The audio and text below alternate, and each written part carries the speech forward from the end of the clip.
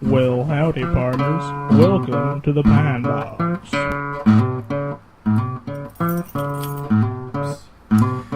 Yes, motherfuckers! We are back. And guess who we have on our podcast today? None other than motherfucking Andrew himself from Killah Wail. Welcome, Andrew. Hey, what's up, guys and gals and all the in-betweens? Also from Killah Wail, he's also from a beautiful podcast called Late to the Party. If you look it up on SoundCloud, you should be able to find her. Maybe somewhere on your Facebook page. Oh, I think I will Late to the Party Facebook, but okay. SoundCloud, get at me. Yeah. Send music. 100%, dude. Like, the podcast is great in and of itself, just from the guests he has on and talks to and shit. But obviously the main part of the podcast is song wrecks, dude. Like, you wreck people some good ass songs. I feel like I recommend some fairly good music to listen to, but also like I have guests on and they bring the fire. Like, yeah, there's stuff that like Eli and Tristan. Eli and Christian. Yeah. God damn it, Tristan! I'm so Tristan and Christian. Your names are so fucking close to each other. Don't get mad at me. I'm pretty baked. Anyway. Andrew Mendez baked on the podcast. But I'm not. If like my family's listening, I'm sorry. He's actually sober, 100%. Yeah. We actually we're a Christian group. We ate a bunch of kale before now. That's what we're just hopped up on kale, man. We're gonna do some yoga. The podcast. Yeah, they like my guests. They bring super cool music too. Yeah. And like that's the important thing about it. I think is just listening to music together. Oh yeah, no, definitely. We're actually gonna listen to a song here at the halfway point. But what's really cool about the podcast is at the beginning when I first started listening to it, when I listened to the first episode and shit, it felt kind of like a radio show where it's just like, you know, you have your DJ and he's just spinning some records and shit, and it's just like a cool vibe. But then where it really shines is when the fucking guests come in and start, you know, you guys were just talking about like Blue Arrow and fucking all this shit, and it's like, it's cool. What's cool about podcasts, I think, is that it's not, you don't have to, there's no obligation for it to be an interview. It's just a conversation. Yeah. You know, it's what people are just. You learn more about someone from listening to them have a conversation than I think a lot of interviewers get. You know. Because it's just like, it's just bullshitting like you do with your friends, and you know, when someone's bullshitting, they're bound to tell like a cool story or two. Yeah. And you're bound to like find things you relate over, and that's why I think I started having guests on, was because like I know a lot of cool people, but my like schedule is so compact that I only get to see some people sometimes. Yeah. So like I was like, well, I want to have an excuse to like bring someone over and hang out. It's like, literally just an excuse to have like an hour-long, uninterrupted conversation with someone, which is very rare. Then you get to record it and you get to save it forever, and then you can give it like to people to listen to and be like, oh hey, check out my friend and what they do. This is cool. Yeah. No. And by the way, we're gonna. There's a few things we should mention first, but we are going to have tapes at Master Mode tonight. He's going to be handing out some shit of Late to the Party. I think you got some tapes of that. I will have some special edition tapes. Yeah. For like $1 or $2. Fuck yeah. And then we'll be handing out a couple copies of limited edition copies of this episode of the Pine Box. Mad limited edition. You got to get your hands on it. For sure. I did want to point out, there's a couple things I have to redact from the last fucking... I always have to do this, because I fuck up on the episodes so much. See, ladies and gentlemen, this is the problem with getting big before you do a podcast. You forget so much shit you're supposed to say. Number one, I told everybody to follow me on Spotify last time, and I gave them the wrong fucking Spotify. So, if you're trying to follow me, it's my name is Chloe 1997. I think I said last time it was 97. It's actually... My name is Chloe 1997. So there you go, bitches. And then also, Static Symphony is going to be playing at Master Mode, which I have completely failed to mention in the last two episodes. So the official lineup will be Totally Out of Place, North Shore, Eugen, Sloom, Killah Wail, Static Symphony, Cheap Shoes, and also Cardinal Sins. So that's all 8 bands, and then plus another band that's going to be doing some covers towards the beginning. But yeah, literally both episodes of the podcast that I've done so far, I've completely fucking omitted Static Symphony. Our mutual friend Gio is going to be doing his band.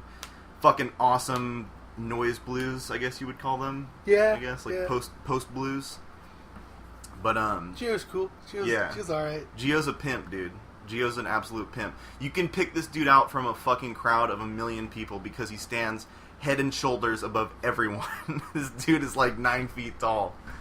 But he fucking Static Symphony. You should check him out on SoundCloud. They got a dope ass album out. Or 2. They have an album and an EP. They played at the Stork Club one night. Yeah, so it's a live album. Club, so go check that out. It's pretty cool. Hell yeah. And I think they're gonna be releasing some stuff on our the Morlocks Underground record label soon. Mm-hmm. Like we're gonna probably press some Static tapes. You guys just released. Who just did something through Morlocks? Was it Slim? No. So far, technically, the releases we've had are the Bedheads. The last one, Punk's Not Dead, or something like that. Their last release from October of last year, I don't remember. And then the Killah Wail tape that just came out. Yeah, maybe that's what I was thinking of. Yeah. Pretty fucking cultured like that. Those are... We're gonna be doing some new things soon, pressing more artists, I think, is in the soon future. Right on. We're just getting our shit together to help out and start doing that. And yeah, everybody listening, go ahead and follow Morlocks Underground wherever you can find them, because they not only do they put shows on like pretty much all over Central Valley and feature a lot of Central Valley bands, but like now they're fucking essentially a record label, so definitely fucking follow them. Yeah, send your music so that we can check you out. Yeah, if you do music, that'd be cool. We're putting shows on and stuff, so hell yeah, there's always a chance. Just let us know you're interested. There's a mug show going on pretty soon here, right? 22nd of September, Eugen, Seafloor Cinema, The Alleyways from San Jose, Toad House from Oakland, and our buddies Andrew Okita from Modesto. That's the ex Crane Song drummer and bassist. They're now 2-piece. I think Joe's going to be playing guitar, and dope. Crowbar, our friend, is going to be playing drums and singing. Very surf cursey. But dude, fucking Seafloor Cinema. Yeah, I just checked them out the other day. Holy shit, you like they're math so rock? good. Yeah, no, 100%. That's why I rock. put on Eugen. Was most of the bands on Master Mode obviously are like, and I'm not like a prog guy. I'm not like huge into prog, but the math rock shit, like tiny moving parts and shit like that, I super dig. So I was like, we gotta feature somebody who's gonna be shredding a little bit. Yeah. But yeah, the reason I bring that up is because fucking Eugen just played a show with Seafloor Cinema, and they're just so fucking good. I'm probably gonna feature a song by them here pretty soon. I think it's called Wherever You Are. Yeah, I think off the split. Yeah. Yeah, they're so fucking good, dude. Yeah, I listen to bands like So Many Dynamos. They have a couple cool like math rock nerd pop albums out. Is that who they did the split with? So Many? No, So Many Dynamos is from like St. Louis. They're math rocky, but they're also kind of like emo poppy. But like it's cool. I don't know, because like they have 2 guitarists. Instead of basses, the guy uses a Moog thing. Yeah. And then, like, their drummer, just, like, he's so technical, and he's so tall, his limbs are so long, but, like, he's always got this super serious look on his face when he's drumming, and he hits these crazy rolls, and I love it. No, there's obviously a huge crossover between math rock and that kind of, like, emo popish types. There's scramsy type stuff. I think it's called whatever the kids are calling it these days. I think it's called scrams. But I really dig that kind of shit. Eugen is, I think, kind of gradually moving towards that, because I know they're going to start incorporating some vocals here. The shit they've been doing is mostly instrumental. Okay. But I think Tim's going to start doing some vocals for it. That's cool. But yeah, back to what we were talking about. Master Mode is tonight, so fucking hold on a sec. Definitely come out. It's the big event. We've been advertising it on the podcast the last 2 episodes. Check it out. One more thing before we get into the main body of this podcast, I do have to mention we fucked up Cheap Shoes Bandcamp last time. It's actually cheapshoeshc.bandcamp.com. Again, that is cheapshoeshc.bandcamp.com. And actually, we didn't even fuck it up. I completely forgot to mention it entirely. I didn't even fucking mention them. So definitely go check them out. They're just like hardcore punk is hard to do uniquely. It's very hard to branch out in that genre. But they do bring this sound that's just totally Miles from Paper Space actually just described it as just pure evil, man. Like every time they play, I'm just like, oh, this is just so evil, man. It's true hardcore. True hardcore. And there was one more thing I wanted to say. I don't know. Fuck it. Whatever. So let's talk a little bit about Killah Wail. I know that you guys used to have a different drummer than Mike, right? You guys had a different drummer. Who was that? Ricky. I'm always super unsure how to say his last name, but like I've known him for a long time, and he was our drummer for a while, and then life moves on. And shit happens. Stuff happens, and like we're still friends. We still work together in the record label collective. Mm-hmm. Like we're all part of the Morlocks. But yeah, like me and Mike started jamming for a while as dad jokes. And that's right. Okay, so me and Cheyenne were talking about this the other night. We went to a show at the Blackwater like a year ago. Yeah, that Fallow was playing at. That's who I remember the most from. I mean, you guys were playing as dad jokes, right? Right. Okay, so yeah, that's where I more or less met you guys. Yeah. Was that night. And like me and Mike, like from the first day of dad jokes, like it was just an instant connection of playing and being able to like read off of each other. Mm-hmm. Like the first day we met, or not like met. Well, yeah, no. The first day we met was this random show that I threw in my garage, like a couple years ago.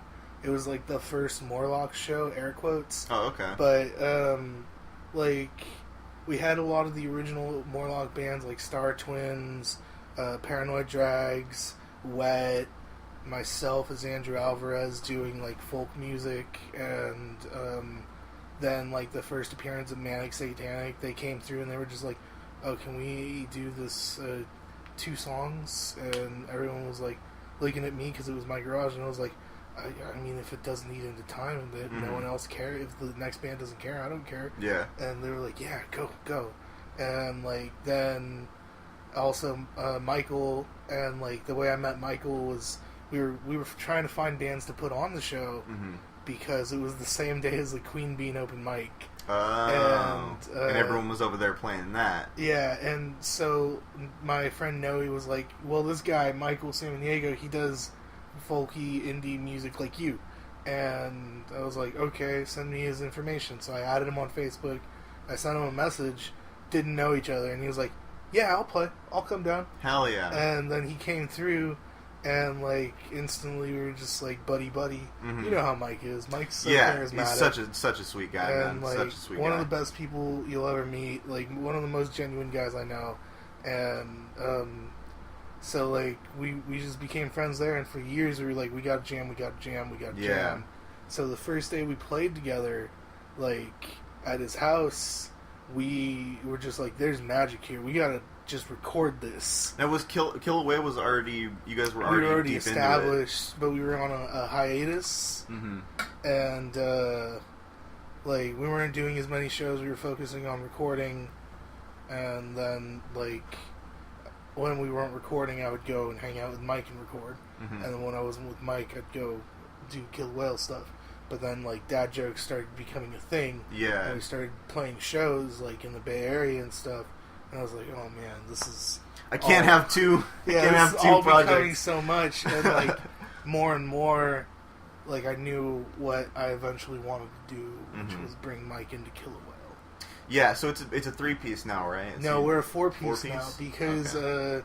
our old bassist, co-founder of Killah Wail, Carl, like, he's not here, but he's here with me in spirit. In spirit? Like, I love that kid so much. I met him by going on Craigslist and posting an ad like, I like Waves Fiddler and the Frights and all these other bands, and I want to play surf punk, and I like posted it, and he contacted me, and then we jammed, and I was like, okay, these are all the songs I wrote. Do you like them? He was like, yeah, I like them. And I was like, do you want to be in band? And he was like, yeah. And Righteous. from there on, we were just a thing. But no, Carl started out on bass, and he's like the most rippingest bass player ever. But then he was like, I want to play guitar. And I was like, okay, find your replacement. And okay. so he found our buddy E-Man, who used to be the lead guitar in Funeral Fund from Manteca. Shouts out to those guys. And E-Man, like, he can play lead guitar just fine, so he was able to, like, translate and learn how to play, like, Carl on the bass. So just like, okay. rip the bass. Yeah. And so, like, he was a perfect fit. He still is a perfect fit. Like, we're all playing together really well. I'm really excited for tonight because, like, yeah. we've got some new material Oh, that sick. we're gonna showcase. It's not like our older stuff, but like it's because I've been listening to a lot of like the first Beach Fossils album. But Is it that's the one with Cole, right? Cole's still on that I album. think so. I couldn't tell you the name of it. I think maybe he quit before they put out their first album, but I don't know. But So how long has this incarnation of the lineup been doing shit? Like close to a year? No. Oh well. With Mike, close to like we started back in February to get ready for a show in March. Okay. And with E-Man, we got together with him like because we played 2 shows with him now. So I want to say maybe July. So it's more recent Yeah. that that dude came in. Like we had already put the EP out by the time like E-Man came in. Mm-hmm. We were all like we all recorded at Mike's house. Me, Carl, and Mike, and Carl did bass, and then he like overlapped lead guitars on certain songs. Okay. And So Carl plays lead guitar and your rhythm and vocals? yeah, well we switch off. Switch off? Okay. Yeah. Right on. We're very into the Beatles. Yeah. So yeah. like we just like try to emulate that. Because as much as you love vocals, every once in a while you're just like, can I do a solo right here? Or Yeah, I got yeah. this lead part, or Like, Yeah. can I just back off for like 2 songs and Yeah. just sing? 100%. I need a break. Definitely. But yeah, So we were talking a little bit before the podcast about like bands like Iron Maiden oh yeah. and shit. So I'm just curious, like what what set you off onto music's what I want to do, or music's like my main love, Any specific albums or bands that kind of come to mind? That made me want to like play music. Yeah, or made you fall in love with it, made you be like, this is like, this is something special. I think I've always just really loved music, and I've always wanted to do music because Mhm. like I grew up in a house where we played like Motown and cumbia and all that kind of stuff, and like you grow up with like the 50s and 60s music, and then like my mom liked some 70s music, Mhm. and like that was really where my education stopped. And then I like picked up the radio and Yeah. like, listened to the stuff on the radio as a kid, and then like one day some kid made fun of me in 8th grade for liking Red Hot Chili Peppers, and he was like, go listen to some Slayer. And I was like, well, maybe I will. And so like I hit up my friend and I was like, what are cool punk and metal bands to listen to? And he was like, alright, go listen to the Misfits, listen to these songs, and go listen to Iron Maiden, listen to these songs, and go listen to like Judas Priest, and if you need me to find more, then like I'll help you. But like I'll be your guide. Yeah, but he set me off on the right path, and I just like started listening to Maiden, and I was like, this is so fucking cool. Yeah. And like then I got into Priest, and then I got into like I got like really heavy into thrash when I was in high school, and like I wanted to be in a thrash band, and all my friends were in metal bands, and like that's what made me pick up a bass guitar, was I wanted to be in a band. I don't care how fucking hipster you think you are, dude. If you didn't go through a thrash phase, if you didn't go through your phase of one of the big four being your favorite band, are you even a musician? Well, are you even like... For me, like, all the big four are my favorites, except my big four is probably different from everyone else's big four. For thrash? Yeah, because I don't believe Metallica should be in the big four. I don't think Megadeth should be in the big four. Oh, fuck you, dude. Megadeth is the worst fucking You're thrash the band. worst. They're the best. Megadeth is so good. Fucking Holy Wars. Okay, so yeah, Holy Wars is great, and fucking Mechanics. Rust in Peace will always be kind of like, you know, or also fucking Sweating Peace Bullets. Cells. Yeah, Peace Cells, the whole album will always have a special place in my heart. But Dave Mustaine's voice, man, how the fuck do you get past it? How do you get past fucking Hetfield's voice? Come on. I guess that, dude, after the... I would rather listen to, like, Dave Mustaine shrilly yelling than fucking, what's his face? James Hetfield's stupid ass, I'm a biker guy. I can't believe that, man. You like Megadeth more than you like Metallica. I love Megadeth. Holy I can't stand... shit. Well, fucking Dave Mustaine wrote Kill 'Em All. That's right, didn't he? He wrote the entire album. Yeah, that's right. And, like, the only reason he didn't play on it was because, like, maybe he sold some equipment he shouldn't have sold. And that's maybe right, he was yeah. getting into fights he shouldn't have been getting into.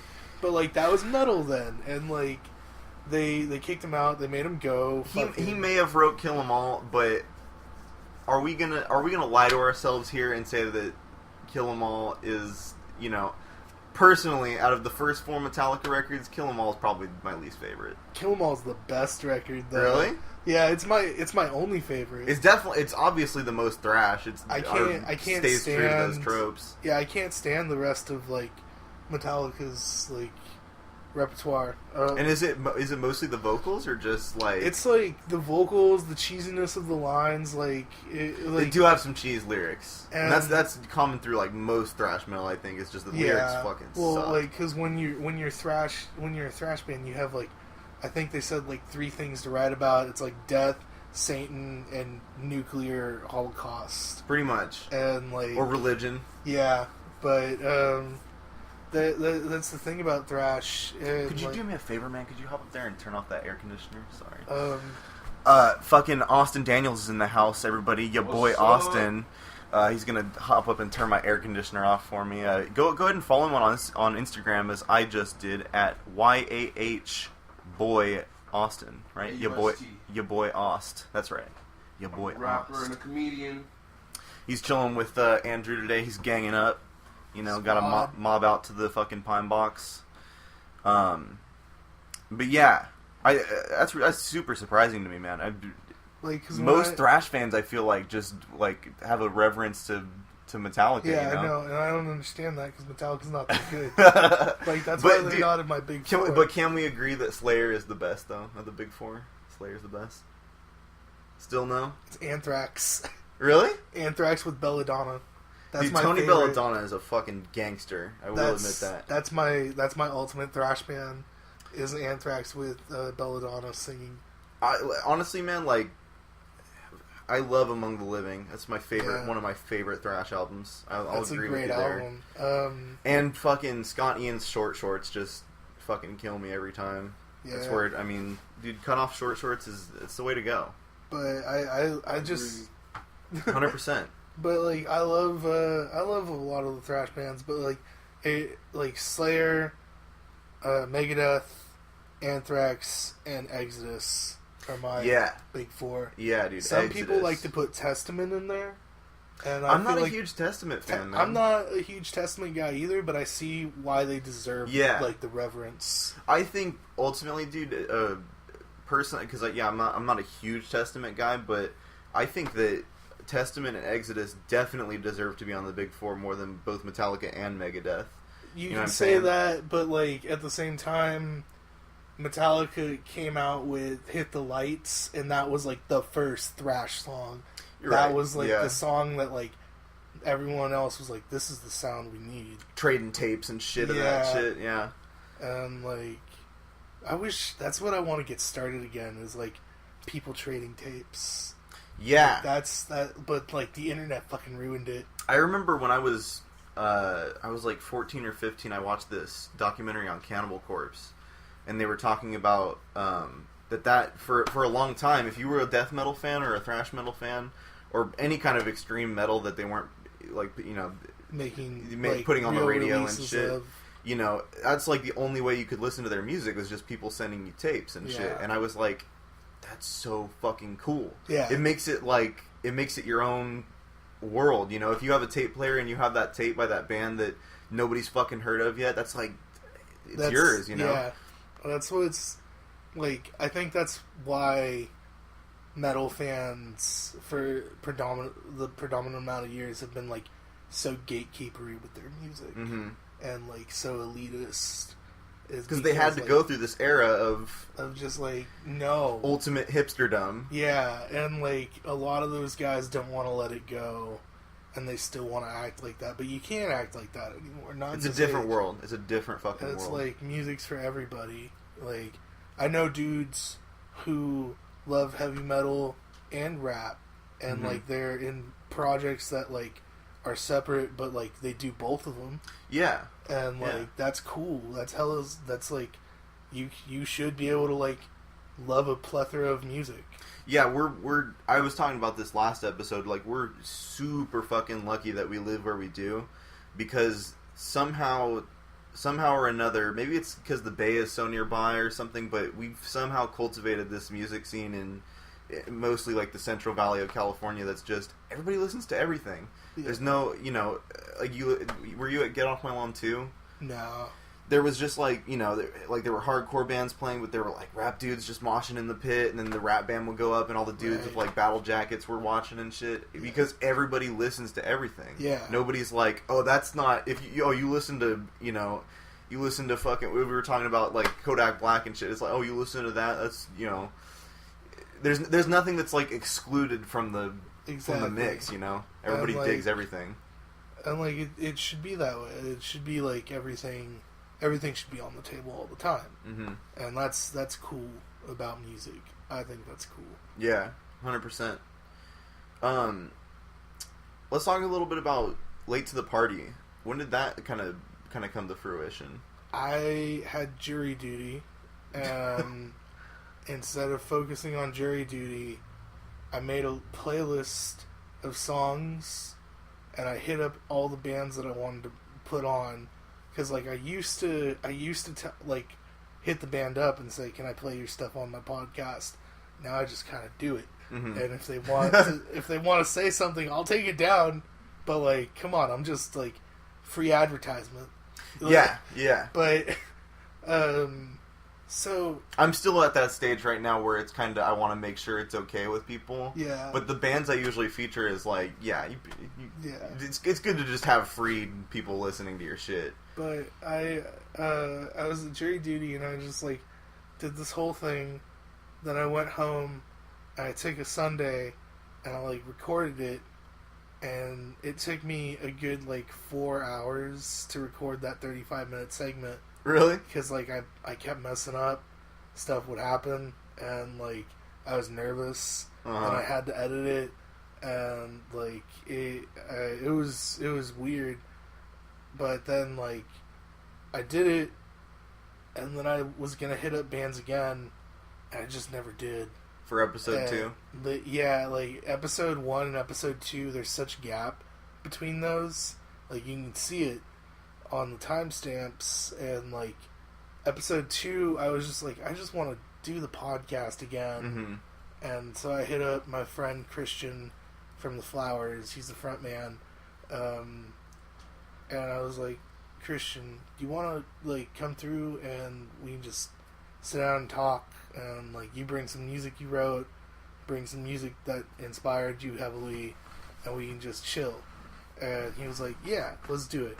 So we went, and he came over, we did that, and it like came out to be like 2 hours and some change. Mm-hmm. And I was like, this is so crazy. And then so I had Eli on, and that's Christian's drummer and like best friend. And Yeah, both of those interviews were super interesting. like I thought they were fun, and like I learned a lot about those dudes, and like it was hella cool, and we're like still close now. Like I think we're closer now because we did that.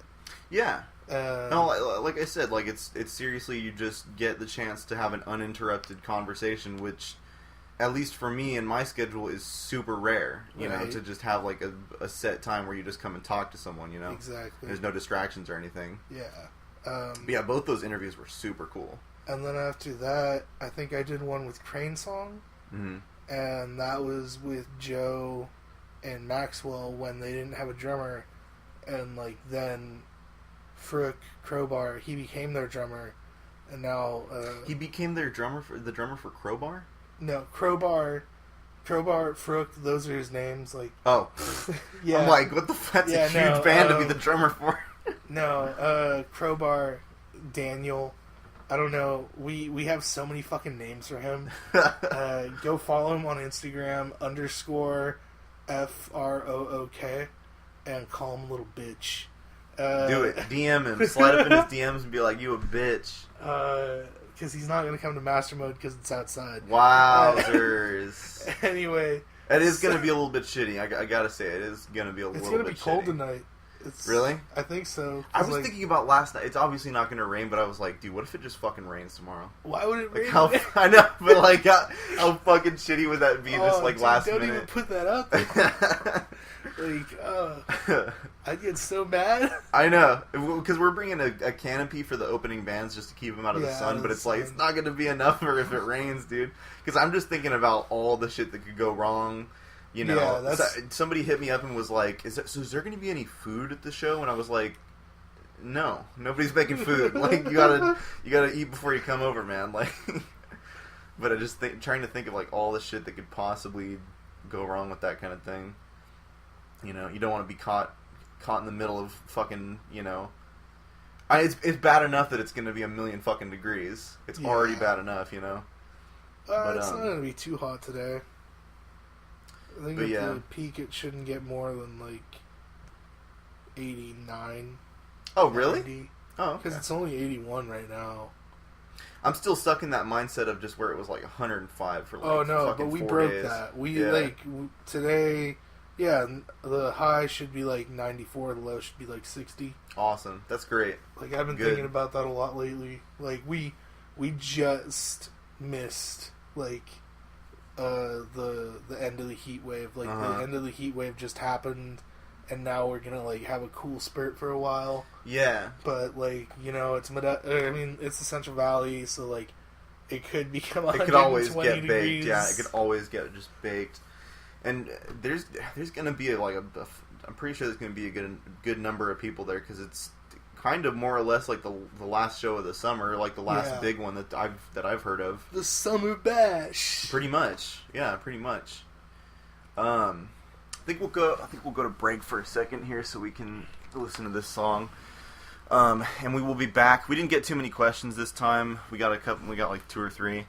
Because I was a little bitch and didn't post the thing early enough. But yeah, we'll take some questions afterwards, and I think we'll play a little gamesies.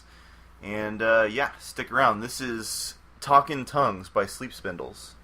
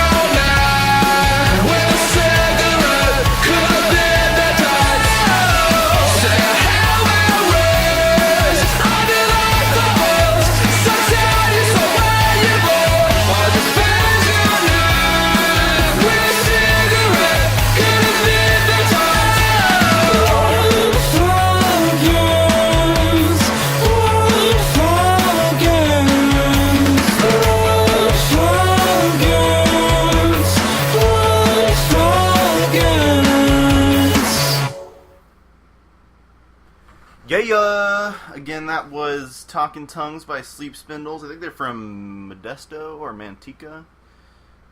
Someplace that starts with an N and an M. Are they from Merced?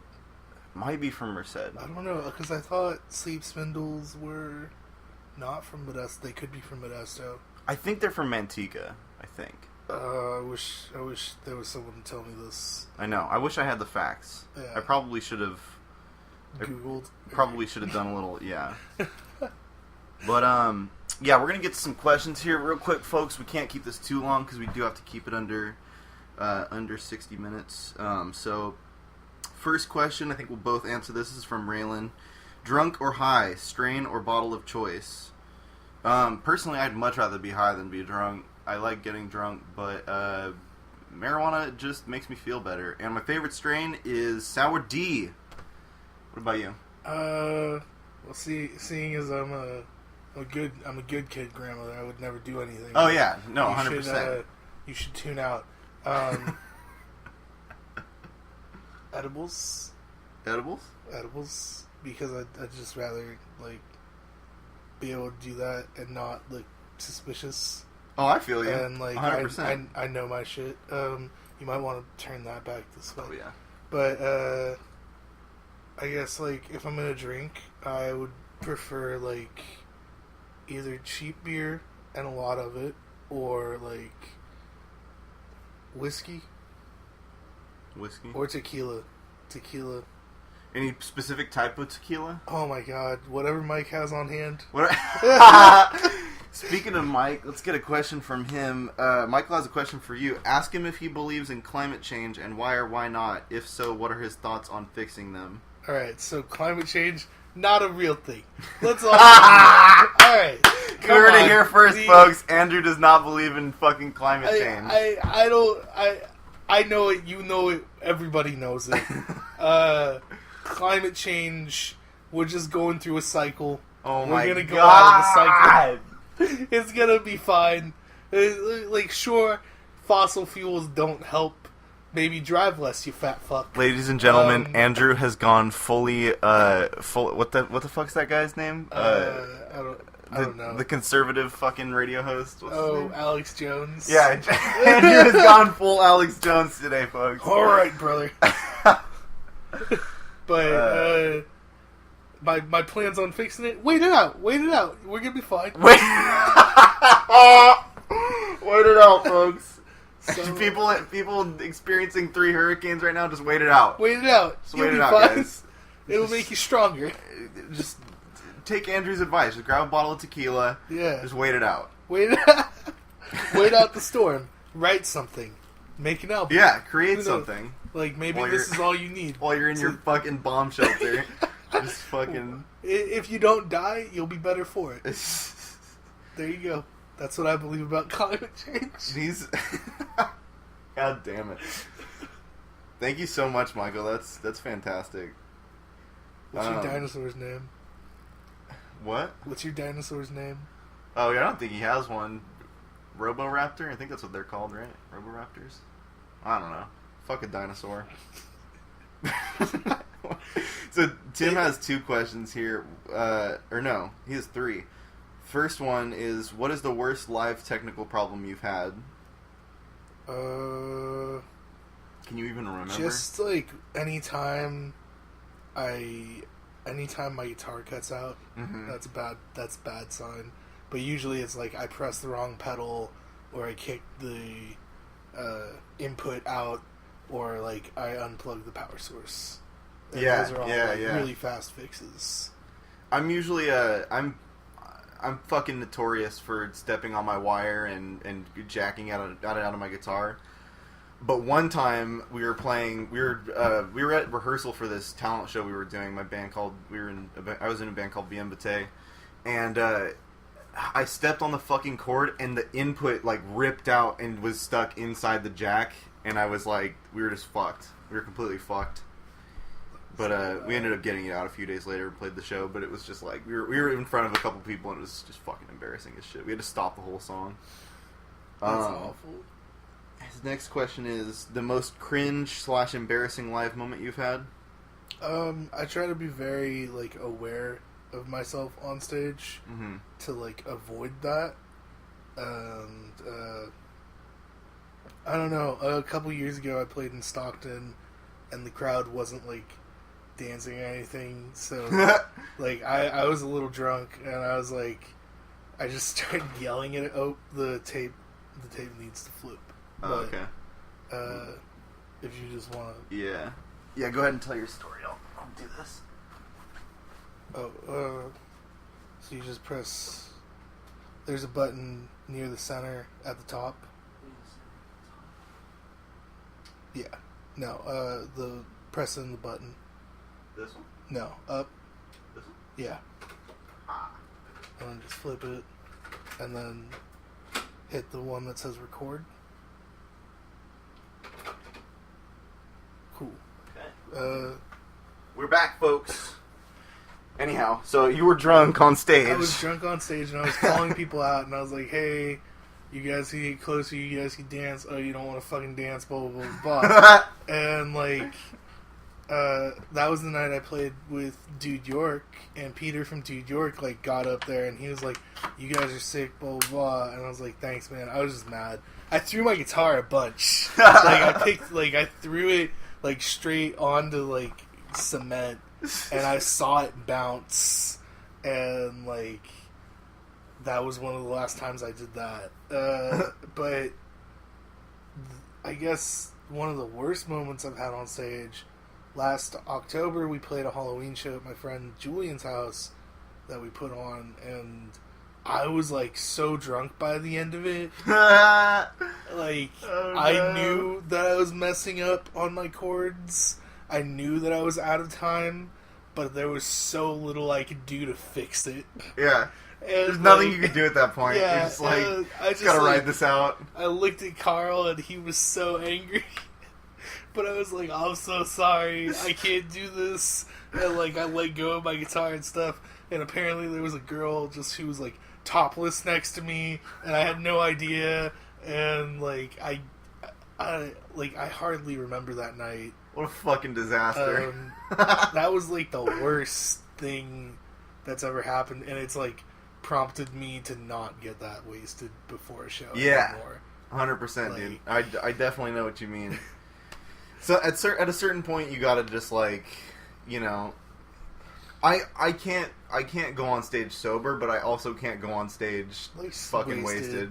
Yeah. I'll literally, like, tell the band, like, look, we should probably just not play this show, because I don't want to fucking embarrass myself. But yeah. Like, it's good to go up there with, like, a little bit of liquid courage. Yeah, I have to... Just to be loosened up. My pre-show prayer is a shot of vodka right before I go on. There you go. I have to... I can't... I think it's even worse for me to go on stage nervous and jumpy than it is wasted, you know? Yeah, So, you got to find the happy medium for sure. And you always have to smoke pot before you play. Ladies and gentlemen, if you're a musician and you don't smoke pot before you play, stop being a bitch. Just grab yourself by the balls and take that extra hit, okay? Nothing's going to happen. You're just going to play better. That's all that's going to happen. You're going to play better. You just do what you want, you know? I'm not your dad. Maybe I am, but, like, don't tell your mom. He's actually everybody's dad, for sure. So, some people's grandpa, actually. That's cool. But, most embarrassing time I had on stage was in that band VM Vitae that I was in. We were in high school, so there's plenty of embarrassing moments to go around, but one of the most embarrassing was we were playing at this place in Pine Grove called the Pine Grove Schoolhouse. The worst fucking acoustics you could ever have in a venue. You could have been playing outside and the acoustics would have been better. But we were, you know, I was nervous as fuck. This was before I, like, started smoking pot or drinking or anything, so I was just nervous as fuck. And didn't have a very good guitar setup. It was just kind of just spelled disaster from the beginning of the gig. So the whole time, because the setup was the drummer and the bassist were up on the stage, and then me and the lead guitarist were down on the floor where everybody was, well, nobody was moving around because everybody was like, what the fuck is happening? But, where people would have been dancing if people were. But, the whole show I just kept looking back to the drummer, like, we were playing, but I would, like, turn around and just look at the drummer and just, like, because I could not stand to look at the crowd. I couldn't fucking do it. So spent like a good 45 minutes of the set just looking at the fucking drummer. So that was embarrassing as fuck. But I looked cool doing it because I had my fucking Bad Brains shirt on and my combat boots, which I always feel comfortable in. Is there a graphic on the back of a Bad Brain shirt? No, I still wear it. It's the one where it's like a skeleton and he's scooping his brains out with the ladle. But there's no graphics on the back. If you turned around... No, it was just a yellow shirt. It was just a fucking yellow shirt. It just looked like a yellow shirt. Everybody there was like, what the fuck is happening right now? Just embarrassing as fuck. Fuck that band. But, Tim also asks, talk about a fist fight you won and then another you lost. Well, fist fight I won. I don't know if I've ever, like, won a fist fight because I've only been in a couple and they were all in elementary school and, like, 90% of them were, like, 2 guys and then me. Oh, no, wait. One time, I was in the 4th grade and, like, this kid had been giving me attitude all week. So, like, he pushed me in line and then I pushed him and then doors opened to, like, leave the school for the end of the day. Uh-huh. And he pushed me, like, out the door and then, like, we had a fucking fight in the fucking, like, hallway thing. Mm-hmm. And he was, like, coming at me and I didn't know what to do and I was, like, against a pole and so, like, he was about to, like, sock me in the face, so I just dropped down and he fucking socked the pole. Oh shit. And, like, I just, like, pushed him and I tried to get away and then he started kicking me in the side and I was like, oh no. And then, like, a teacher came and they were like, alright guys. No, you definitely won that fight. Because that dude's a dumb motherfucker. Punching the goddamn pole. Like a dumbass. But I guess if that's the case, then a fight I lost was in that same hallway, like, months and months later in 5th grade, where these kids, like, came up behind me and, like, one jumped on my back and started choking me and the other one just, like, started punching me in the stomach. And I, like, went into the bathroom and I fucking vomited in the sink. Shit. And I went up to the teacher. I wasn't like, oh, these kids beat me up. I was like, hey, I just threw up. Can I go home? So, like, in a way, they did me a favor. Hey, you ain't no bitch. You didn't rat him out or anything. No, but the teacher found out what happened. And, like, they got in trouble. But I was like, I just don't feel good, man. I'm just trying to go home and play some N64 now. And so that happened. But I feel it. Yeah. And then, like, I don't know, I had a lot of problems with kids at school. Oh yeah, no, I think most, if not all, artists at some point were just kind of unpopular. Yeah. So still very unpopular to this day. No, yeah, absolutely. Doesn't end with high school. But folks. now I'll fucking fight. Like, now I know how to fight. Yeah, and now it's, once you gain the self confidence of just who you are and stuff, it's a lot easier to be like, if a fight goes down, I know how to handle it. But that's a very interesting question, Tim. Very, very good question. What about you? Fight you won and lost? For anybody who's seen me fight, you know I'm fucking terrible at fighting. And I fight dirty. I don't fuck around. I will bite people. I don't give a shit. But I do suck at fighting. I've lost almost every fight I've been in. In fact, the only fight I can remember that I've ever won was because there was this kid in high school. I was probably like 15, and this kid was fucking with me and just... Again, like, I wasn't very popular in high school at all. So this kid was just fucking with me, and he would shove me all the time, and just was generally a prick. And so, one day I was walking down to the field, and I saw him and his girlfriend, like, sitting on the bench, like, we were walking down to the field, and they're sitting over here. So I just walked up and sucker punched the kid. I was just like, he was sitting right here, and I just went, BAM! And fucking knocked the kid out with one punch. It's the only fight I've ever won. He was doing that thing that people do when they get knocked out and they're laying on the ground and just going, ugh. I was like, fuck yeah. I got in a lot of trouble for that. But I've lost pretty much every other fight that I've ever been in. And that I can't even count that as a fight. Most notably, I was I was in this band called Dark Evolution, and this was like one of my first bands I was ever in. And I started playing the drums while the drummer was in the kitchen getting some chocolate milk or some shit. And homeboy, I'm just jamming away on the drums, just playing his drum set, and homeboy just like, bam, just fucking knocks my ass out, dude. And when I came to, I was like, I'm sorry, man, like, fuck. This dude just not... Ben, if you're listening, he's still my homie, but Ben, if you're listening, you're an asshole. You punched me in the fucking side of the head. What the fuck? he just loved his drum set, dude. Just didn't want me... Plus, Seth's actually told me this before, I play the drums really fucking hard. Like, when I play the drums, I whack at them. Okay. So that definitely might have been it. But Ben, if you're listening, you fucking dick. Piece of shit. See him in the streets. Yeah. I'm gonna... One-on-one. Tell you, he's a big reggae guy now. His main shit is reggae. Oh, he goes to all the reggae fests. And I'm sorry, but no, he's such a homie. And a lot of the bands he showed me, I really dig. But he's on that reggae fest hype. It's really unfortunate. Wears tie-dye and shit. He's such a homie though. I love that guy. His parents, Kelly and forget your fucking dad's name, but they're just such sweet people.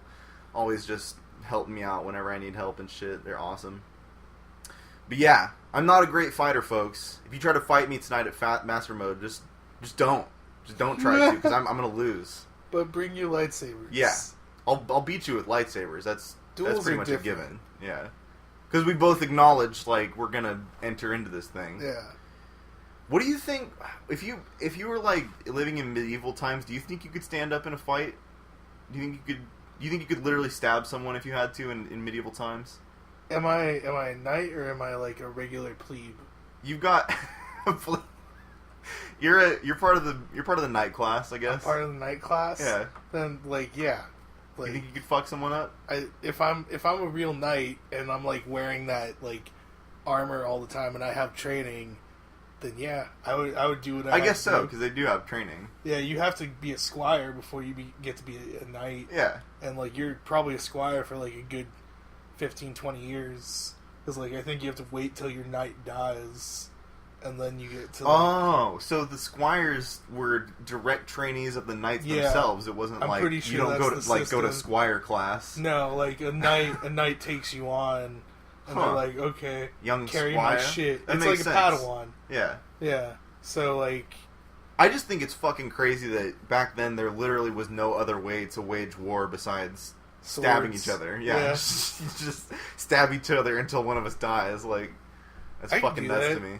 I feel like that's a lot cooler than just shooting people. Yeah, now it's like you just fly a drone in with an Xbox controller and bomb someone. Back then it was like you had to be there for it. Fucking... You had to swing this giant axe at someone. Like, exactly. That's nuts. It's nuts shit.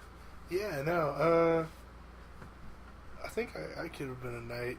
Not really. I think I probably would have opted for something much... I would have been a baker or something. Yeah, I would have been like but a even brewer. then, like... I would want to keep a warhammer just because like for knights, home defense. Yeah, like knights who would probably not be cool would come in and be like, "Yo, this is ours now," and I'd be like, "No, it's not. This is my warhammer." The brewer with the warhammer. Yeah, that's a cool class. That'd be a cool class. Yeah, just like make Molotov cocktails really quick, just burn people. Definitely. I don't know. What would you if you, I like to ask people this. What would you, if you were in like a Mortal Kombat type game, what would your special move be? Like, what would your, like, you know, your main combo? Oh man, that's such a good question. Like, what would you want to do? Like, oh god, what would I want to do, or what could I do? What's your special move? What's your move that when people look you up in the fucking player manual, that's like the main thing that's featured? So I think, like, my Hadouken would be like my Jaguar appears and I do a chord and it like, shocks someone. Fuck yeah. And then like my special like swinging move would be the Jaguar appears and I'm swinging it and hits someone in the face. So like the final move would be like the entire Killah Wail band comes up and like we're like rocking so hard it's like Scott Pilgrim, and it just like destroys the opponent. Just shakes the whole ground. Like lightning and thunder and all that. And it's got to be such a complicated the combo that when it does happen, it like takes half the opponent's health. Yeah.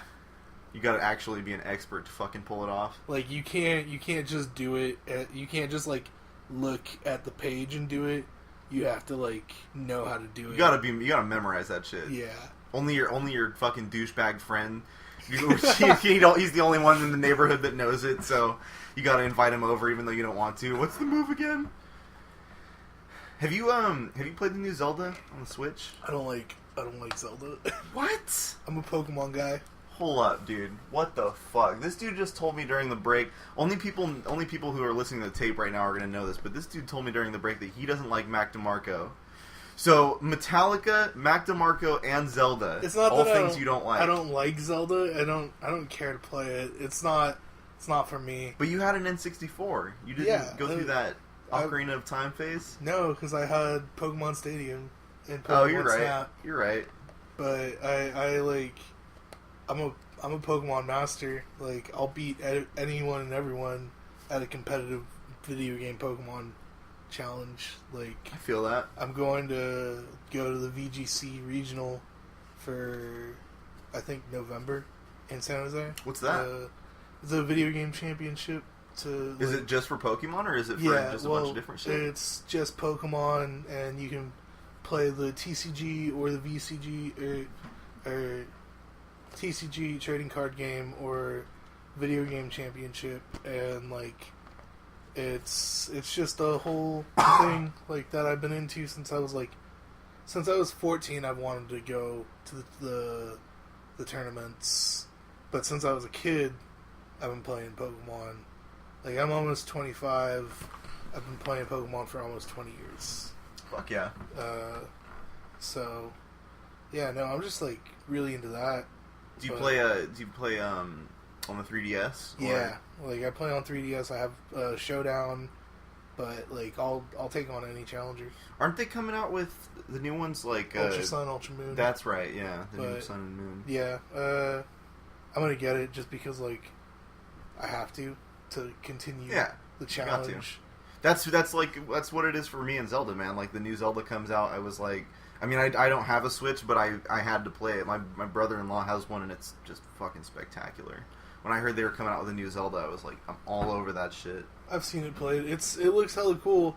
It's like Dark Souls, but with Zelda. Mm-hmm. But like people are comparing it to like Dark Souls and The Witcher 3 and stuff. Yeah. It definitely has those elements for sure. You can tell they took a lot from those games. Or games like them. They obviously took a lot like from Skyrim and that kind of shit. But I just really like RPGs like Pokemon because you just build a team and then you fight through and you use your strategies and like you can do really fun things. Favorite Pokemon? That's a really hard question because there's over 723 of them. Yeah, there's a fuck ton now, dog. There's a fuck ton. But I could probably name almost all of them. Even the new gen ones? The new ones? I have to have that knowledge in my head to be a video game true Pokemon master. Because like there's so many things you can do, and like if someone comes up with like a weird ass Pokemon and like you're like, oh, what's gonna happen here? You have to be very cautious of how to proceed. Mm-hmm. But I think my favorite Pokemon, my favorite starter is Feraligatr. Well, Totodile, he becomes Feraligatr. Mm-hmm. One of my favorite, like, just all-around Pokemon is Mamoswine because I love the design, and I've always, like, if Pokemon were real, I'd want a Mamoswine. But my favorite, like... Of all time? I don't have an all-time favorite. I can't, because it's not fair. It's not fair. It's not fair to There them. is too fucking many of them, man. There's too many to name a favorite. Like, Jolteon's sick as fuck. Mm-hmm. Zapdos is sick. Zapdos is badass, like, dude. Ambipom, everyone overlooks him, but he's actually, like, a very viable Pokemon to use in the metagame. What the fuck is up with the snow cone? Or not the ice cream Pokemon? Oh, Vanillix? What the fuck, dude? They seriously are running out of ideas. Okay, but you could say that about the first gen. What the fuck is up with Magneton? It's just a magnet. Right. You're right. And then, like, the next evolution is 3 magnets. Like, I guess you're right, man. They've always been kind of weird. He's just a slime. Like, you're right. Tauros, it's just a fucking bull thing. I don't know. You're right. Geodude is just a fucking floating rock. Yeah, so, like, Pokemon's always been out there. It's always had, like, a weird... All those games have. But, like, I think my favorite game of all time is Chrono Trigger. Chrono Trigger? Chrono Trigger. I haven't played any of it. Chrono Trigger is one of the greatest games of all time if you like JRPGs. And, like, you can get the DS version for, like, $25. But there's so much stuff you can do in it. There's time travel. There's, like... there's over 13 endings, I think. Whoa. Yeah. Because, like, you go back... It has New Game Plus. And, like, you can do so much stuff. It's such a fun game. When is it? What do you know when the first one came out? Chrono Trigger, I think there was only one. There was like a follow-up that was kind of in the same vein, but not at all. But Chrono Trigger came out, I think, in 1994. But it's such a good game. If you can play it, play it. But it's gonna take up a lot of your life. I'm really into I'm into the Ace Attorney games right now. Yeah. I remember seeing a bunch of ads because I used to have subscription to Nintendo Power, and that was like a huge fucking... They were advertising the shit out of that. Yeah, like, it's a fun game. It's just, you simulate being a lawyer, so, like, it's just an interesting thing to play. It teaches you how to, like, investigate and come up with arguments and find... contradictions in people's lives. How much can you, like, vary in terms of, like, you know, like, have you played the Mass Effect series? No. Or games like that where it's like they give you a few dialogue options? Is there like a bigger range of shit you can say for your arguments in that kind of game? No, like, it's like they lead you to water. And like that's but you have to figure out what you have to do. Like, you have to figure out what the point is, like what is the lie? Where am I building my argument from? Okay. And, like, if you like pick the wrong thing, it's like it penalizes you, and you only get 5 tries. And if you, like, mess up, then you have to start over. But Mass Effect, so it is more or less linear. Yeah, Mass Effect and stuff like that. Like, just big games I can't do because I get so overwhelmed so fast. I just won't. I won't play it. Like, then you would hate the new Zelda. Yeah, you would absolutely hate it.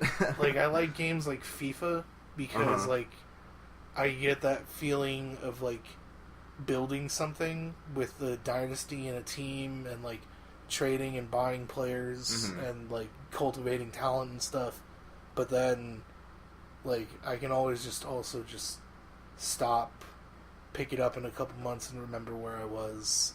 But with a big game like Mass Effect or something, like, you have to play it. Yeah, you got to finish the story, or you're gonna forget, or and that's, like, so annoying to me, at least. I fucking loved the Mass Effect series. I haven't played the new one, but the first 3 Mass Effects, fucking phenomenal games. It will make you cry by the end if you haven't cried by, you know. There's probably one point in each game that's gonna make you fucking bawl.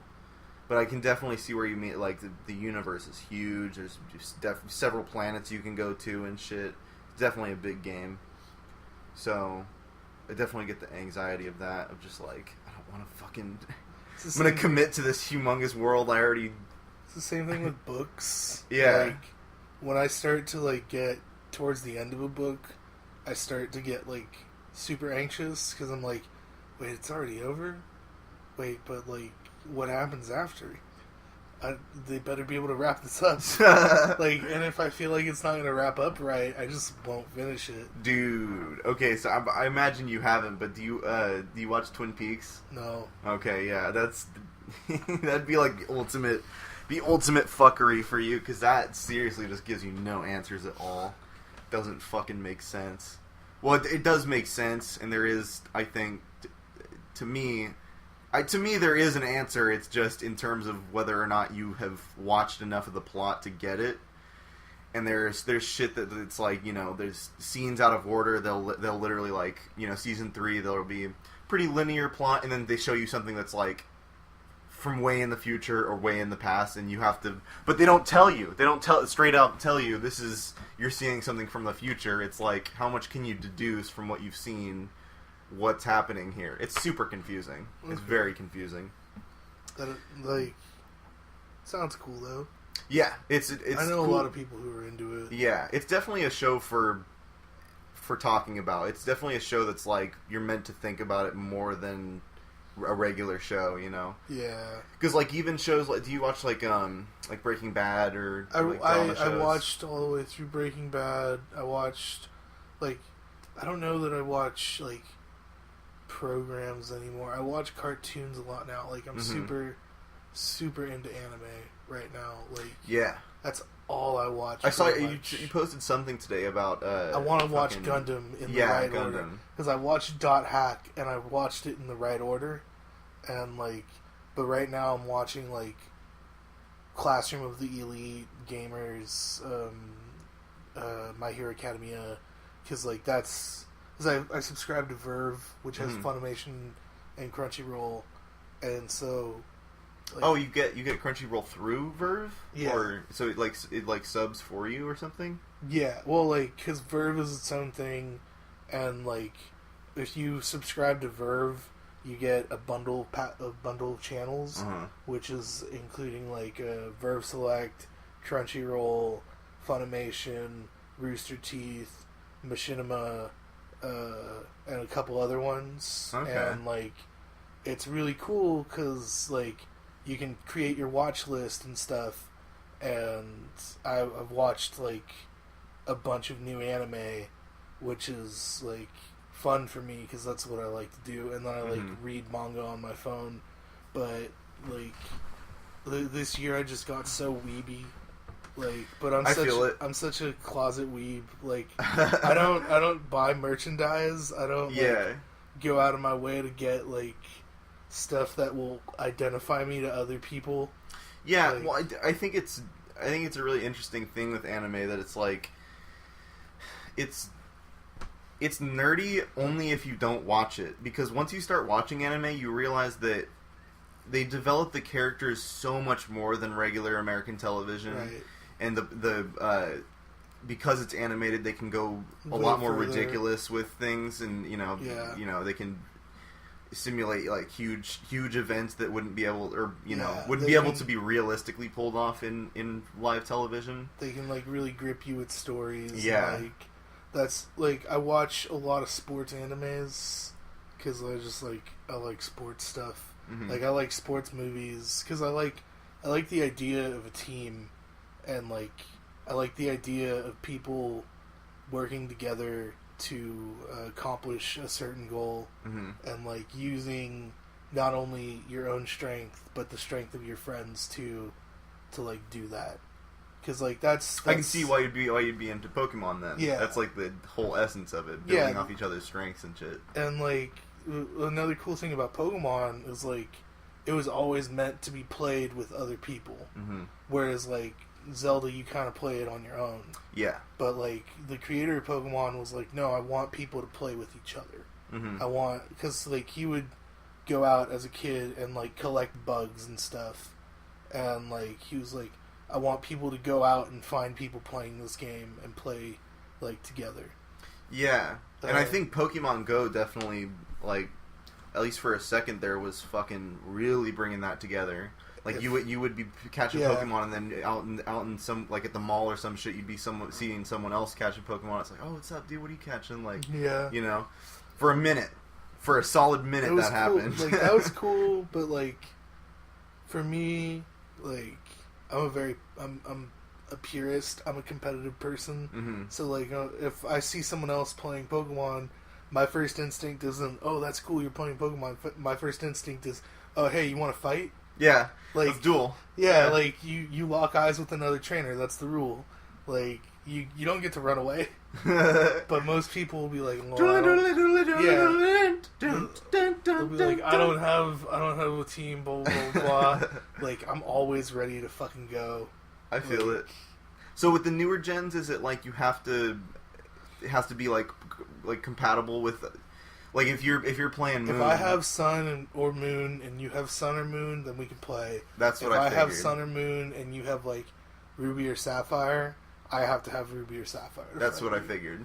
But if you have Ruby or Sapphire and someone else has X or Y, you guys could fight together. Because that's 6th gen. But the new one, Sun, Moon, and I think to another extent Ultra Sun, Ultra Moon, those are 7th gen, so they'll be compatible hopefully. But if you go to a tournament, you're probably going to have Ultra Sun, Ultra Moon. Are they dropping Ultra Sun and Ultra Moon on the same day? Well, this season, because like the tournaments happen in seasons, will be Sun, Moon, and then I think after the new year is when they'll expect everyone to like switch over to Ultra Sun, Ultra Moon, and that'll probably be for like the spring season, because it goes like fall, winter, spring. Then during summer is when you either do or don't get called up to go play at Nationals or Worlds. And I think this year Nationals are going to be in Tennessee or Worlds are going to be in Tennessee. One of the two. Are you going out? I've been saying I'm make going a cross country drive. If I can win, because that'd be cool. But I'm gonna focus on the music stuff for a long time. Yeah. I think when I get older and if it's still going on, then one day I'm gonna go out and like make every single tournament and like really like just put my nose to the grindstone and become the Pokemon World Champion. That's, I think, ultimately the goal, right? Is to become the best fucking trainer. We got a couple more minutes here, folks, so we got a couple things I wanted to ask you. If you had to pick between, because I don't know if you have a girlfriend or a boyfriend or anything, but if you had to pick between a relationship or having a dog and perpetually jerking off, what would be your choice? What kind of relationship? Like a good 7 out of 10 relationship. A good 7 out of 10 relationship? You both dig each other. She's kind of annoying. She kind of thinks you're annoying a little bit, but you guys get along. Or you have a dog and you jerk off. I think I would probably choose the relationship because like I don't have to take care of another person the way I would have to take care of a dog. That's debatable. That's very strongly debatable. But I don't have to help a person like wipe their ass or pick up their shit. I feel it. That's at least then they're a little bit. I don't have to worry about my like spouse chewing on my cables. That's true too. Dude, I used to live with my sister, and she has 3 cats. And one of the biggest fucking things that would annoy me is just always like coming out in the morning and like being like, oh fuck, they chewed up my phone charger. Oh shit, they chewed through another guitar cable. Or shit, man, pets can fuck your shit up for sure. Yeah. And so maybe you're right. Maybe relationship's the way to go with that. Like, I was thinking. I mean, because like I love dogs. Are you a dog guy or a cat dogs. guy? I would love to have like 10 dogs, but at the same time, I'm like, I can't have 10 dogs with all the equipment I have. They'll fucking ruin it. Like then I have the responsibility of walking them, feeding them, all that stuff. Yeah. Like I just like, oh hey babe, you want to go get food? Okay, cool, let's go.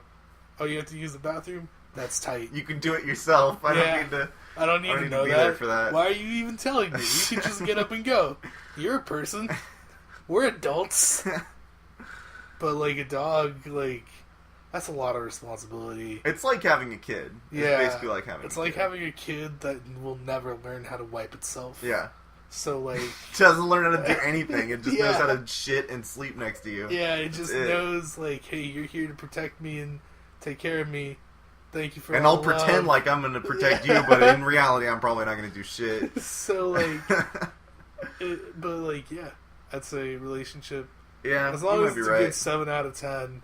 If it's, like, a 5 out of 10 relationship where I'm doing all of the work, I'd rather just get a dog. Yeah. I don't care Yeah. if it chews through my cables at that point. That's the thing, man. It's got to be... Or I'd I mean, rather because- just be alone. Yeah, that too. I mean... Because dogs can annoy the piss out of you. I love dogs, but they will annoy the piss out of you. So, Grandma, stop listening right now. If you're listening, Andrew's grandma, just go ahead and fast forward for a few minutes. Do you partake in the taking of psilocybin mushrooms, or have you ever? No. Haven't ever taken shrooms? Yeah, I have a few times, Uh-huh. but like it was cool. It was cool. Do you think that maybe mushrooms will become the next marijuana, where it's kind of, I mean, now at least it's like most states have it medical, and a lot of people are getting it recreationally. Because like I know I've done a lot of the research, and like they stop migraines and stuff Mm-hmm. if you like if you break the year up into quarters. So like fucking for the first 4 months you just eat an eighth, and then like you trip, but then like for 4 months you won't get migraines. Yeah. Is what the science Yeah. says. But I only like looked into it briefly Mm-hmm. because like someone was like, "Oh yeah, mushrooms are like healthy for you." But like there are like cool. It can be. I think it can be. Yeah. I mean, not always. Anything can be healthy for you, and Mhm. anything can be detrimental to you. It's just like how you choose to take it. But I also think that like I want to try the there's like a special mushroom that grows at the top of the Himalayas or whatever, Mm-hmm. and it's something that like sports people use because it like gives you Yeah. massive amounts of energy. Yeah, it's what the fuck is that mushroom called? I know what you're talking about too. And people used to take it before, like in medieval times, they would take it before going into battle and shit. Yeah. It like What gives the you fuck is that called? mad adrenaline and shit. I don't know. It's called like the Enduriame or some shit. Something weird, but you I can don't know. get it, but it's like expensive. Yeah. But like it's legal. Yeah, and that's the thing, is that what a lot of people don't realize is fucking mushrooms, even though they're funguses, they're fungal matter, a lot of them have these like strange effects on human biochemistry. Like it really can help you. It can. Emphasis on the can, because I know a lot of motherfuckers who have taken mushrooms and are stupid now, completely dumbasses. So You just gotta be. It's all in moderation. yeah. And obviously the different kinds of mushrooms you can take. Yeah. But I just think it's really interesting that now in the last couple of years it's now becoming a little bit more like weed, where you can smoke in a lot of states and no one's going to give you any shit. Yeah. And I think it's going to, in the next few years, it's going to become, well, now let's research, because there has been some research, not a whole lot, but there has been some research into how it can, it can treat depression, and it can help Yeah. people jack smoking and shit, and fucking getting off cigarettes and stuff. So I think in the next few years it's going to become a little bit like weed, where it's just, we start realizing the kind of the medical benefits behind it and stuff. And more people will speak out and like Yeah. want to get it going, but like it'll be just like the marijuana acts right now, where like you have to be over 21 to buy it recreationally or use it recreationally, and like next year is when they're gonna start building the first 2018. stores. Yup, motherfuckers, you're gonna be able to walk down to the weed store. They're gonna tax the fucking shit pop a out of you couple though, yeah. dude. Yep. You might as well just get your medical card. You may as well just grow it yourself, man. Because Yeah, you're allowed to. One plant. What I'm really scared of happening, because I think I've read a few things about they do this in Colorado too, is now I'm scared of it becoming like cigarettes, where it's like, you know, a few companies have kind of control over the whole thing, and not only that, but they put a lot of additives into the cigarettes, you know, and like you said, they tax the shit out of it. Right. So I'm really scared of it becoming just the next cigarettes, you know, and just, you know, because cigarettes are so fucking bad for you. Not because tobacco is, you know, tobacco's kind of bad for you, but because of all the stuff they put in. Yeah, because all the shit they put into them. Well, yeah, and then it's like at that point you still can like just get flour, you know. Yeah, exactly. Or like grow it yourself. Because like if you buy the prepackaged stuff, I'm sure like they're gonna do weird things to it.